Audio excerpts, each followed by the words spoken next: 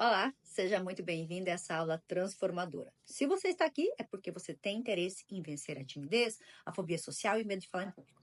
Nessa aula eu vou te explicar, tá? Como fazer isso da melhor forma por meio da reeducação emocional, que é tratando as feridas emocionais e conflitos profundos. Além disso, eu vou explicar para você o ciclo da ansiedade social, porque eles precisam ser entendidos para verdadeiramente resolver. Mas antes de começar essa aula, vou trazer aqui uns pontos que precisam ser esclarecidos. Bem importante, tá, gente? Primeiro, você precisa entender que o que a gente chama de timidez, gente, é algo que não é para gerar prejuízo, não é patológico. Timidez não é patológico. Logo, a maioria das pessoas que passam anos sofrendo com medo de falar em público, com ansiedade, que tem dificuldade de se expor, elas sofrem de ansiedade social, não é só uma timidez. Eu vou deixar um mini teste aqui para ajudar você a entender um pouco mais do seu caso, né? Entender quais são os sintomas. Não é um diagnóstico, gente. É só uma forma de psicoeducar os sintomas da ansiedade social para você entender como que é um pouco mais, tá? Terceiro ponto. O medo de falar em público é um tipo de fobia social que mais traz prejuízo. Gente, eu já atendi pacientes que perderam promoção, não comemoraram aniversário, travaram a vida e a carreira por um medo de falar em público. É algo muito, uma fobia muito prejudicial, tá? E quarto, só se forçar, tá, a enfrentar, né, a se expor, na maioria das vezes não vai funcionar. Por quê? Porque o problema não é com a realidade, e sim com os aprendizados, com as crenças emocionais que você carrega. Mesmo que você racionalize, né, a probabilidade de ficar nervoso é muito grande, porque tem a ver com a sua própria história. Mesmo que você enfrente, saia tudo bem, a sua mente vai ficar focando sempre no negativo, dizendo, você não fez bem, as pessoas riram de mim, tá? Então, gente, é bem importante entender que essas questões emocionais por detrás da ansiedade social, que são o que de fato geram grande dor. Essa projeção do que de negativo pode acontecer. Então, vamos lá para a nossa aula. Vamos entender primeiro o que é ansiedade, o que é ansiedade social.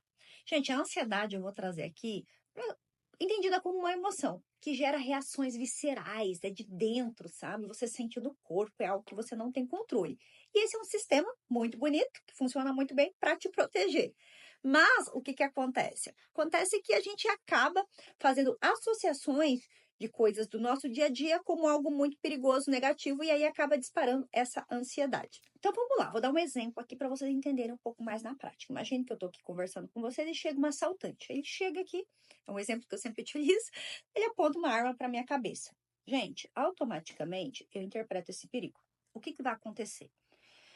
Eu vou começar a ficar nervosa porque é minha vida que está em risco. Eu vou começar a tremer, a suar, minhas mãos vão tremer. A minha fala não é para funcionar. Tem um perigo aqui. Então, o momento que eu estou em perigo, o meu corpo me prepara, minha mente prepara para que eu não fique conversando de lero-lero. É para eu lutar com esse assaltante ou fugir. Tá? Então, por isso tem gente que dá ânsia de vômito, tem gente que solta o intestino, tudo isso é o corpo te preparando. Tem gente que fica vermelhinho, né? Por quê? Porque vem toda essa energia, sabe? Os vasos sanguíneos, né, do rosto acabam dilatando. Então, é o chamado sistema luta e fuga, você fica em alerta. E aí, minha amiga, meu amigo, você não tem controle disso. É verdade. No momento que a sua mente interpreta um perigo, automaticamente você não tem controle, você sempre vai perder. Por quê? Porque a gente não tem escolha se a gente vai se proteger ou não. É um sistema de defesa. Então, ele vai ser acionado sim. O que acontece? Acontece que, em algum momento da tua vida, a sua mente fez associações, né, de que era perigoso interagir, de que era perigoso se expor, porque tinha algo de errado com você e as pessoas provavelmente, né, iriam te julgar, te criticar. Então, a tua mente associou isso como algo muito, muito perigoso. E quando você vai indo para as interações, minha amiga, meu amigo, é como se tivesse um assaltante, um perigo real. E aí, não adianta você querer conversar, racionalizar, nesse momento o teu corpo vai disparar. Tá entendendo? Então, após fazer essa associação de que era perigoso, né, se expor, de que era perigoso interagir, que as pessoas poderiam machucar, essa associação acabou virando um tipo de ansiedade social. E esse momento provavelmente foi muito lá atrás. E aqui eu vou falar do primeiro ciclo, tá? Da primeira etapa que a gente vai desenvolvendo esse medo de ser julgado, de ser rejeitado, essa sensação de não ser bom o suficiente, de não ser aceito, tá? Ao longo da nossa vida, desde pequenininho, desde a barriga da nossa mãe, a gente vai tendo experiências, aprendizados, não necessariamente traumas, tá? Uma mãe que às vezes é muito crítica, uma mãe que cobra demais, vai fazendo com que eu, de criancinha, que não entendo muito o mundo, vai associando que eu não sou muito bom, que eu sou rejeitado, que eu não sou amado, tem algo de errado comigo. E com isso eu me sinto incapaz, inferior. E é um projeto que as pessoas vão me julgar, vão me criticar da mesma forma como eu fui. Então, para me defender, para defender dessa dor, dessa tristeza, nem eu ser julgado, ser humilhado, né? Eu acabo desenvolvendo uma estratégia de defesa, que são os comportamentos de esquiva, os comportamentos de fuga. Eu sou bonzinho demais, eu sou quietinho demais, eu fujo ao máximo das interações, das exposições, porque essas são formas, né, de evitar a dor de me sentir julgado, rejeitado ou criticado. Então, é uma dor muito mais profunda, tá? Então, esse normalmente é o primeiro ciclo, é onde são formadas as feridas emocionais. E por conta dessas feridas emocionais mais profundas, a gente desenvolve, né, esses comportamentos que são, na verdade, mecanismos de defesa. E aí vem a segunda etapa. Nessa segunda etapa do ciclo, gente, normalmente a gente acaba, quem tem essa ferida, acaba desenvolvendo uma insegurança, um medo desde casa. Quando essa criancinha medrosa chega para a escola, é nessa etapa que vai ter a manutenção. Porque ela vai apresentar essas defesas. Ela vai ser aquela criança mais quietinha, normalmente o fóbico, né? Aquela criancinha encolhida, que chora nos primeiros dias de aula, que tem medo de tudo, das pessoas, o bicho do mato.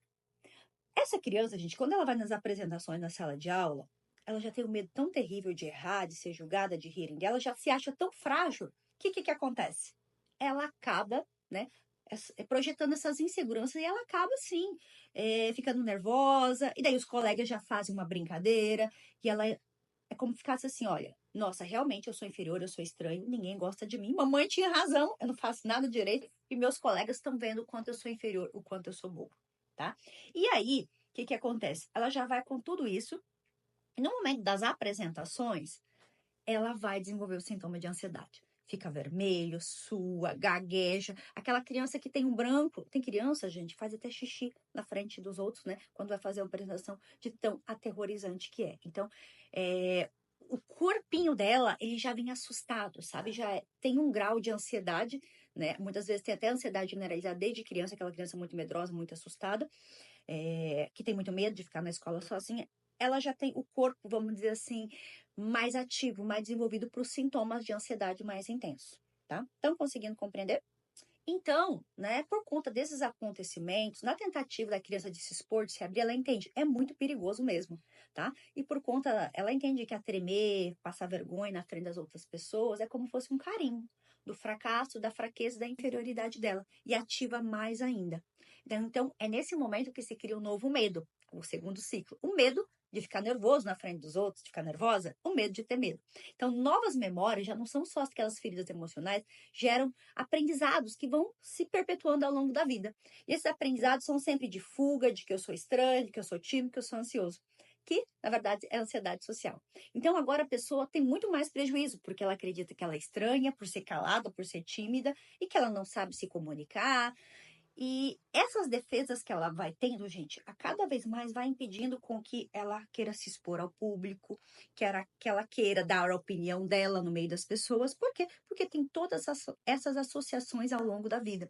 Isso tudo gera muita dor para essa pessoa. Então, mesmo que ela saiba que hoje os medos não existem, quando ela vai tentar uma exposição em público, mesmo racionalizando, toda essa carga emocional faz com que ela gagueje, ela fique nervosa, a pessoa sabe tudo, a pessoa é inteligentíssima, mas ela não consegue por conta dessas questões negativas, tá entendendo? Então, mesmo que ali ela não veja perigo, para ela, o corpo dela vai responder, porque a mente dela, na verdade, fez associações muito negativas de medo e de perigo.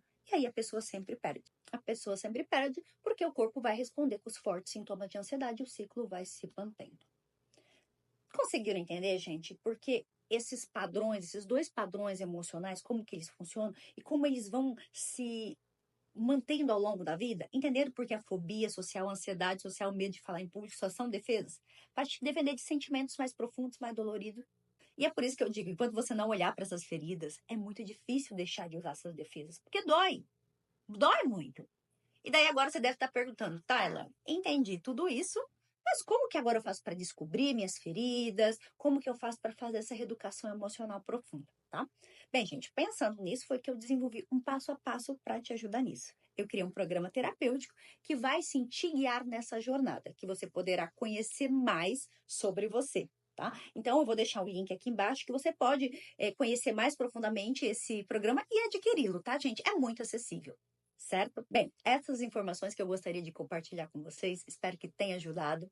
E se você quiser dar mais um passo, avançar em direção à sua liberdade, clica aqui no link abaixo e conheça o meu programa terapêutico. Certo? Entenda, gente, enquanto você não reeducar esses padrões emocionais profundos, dificilmente você conseguirá ir para a próxima etapa, certo? Por quê? Porque gera dor, porque é muito difícil. Muito obrigada, espero que vocês tenham gostado.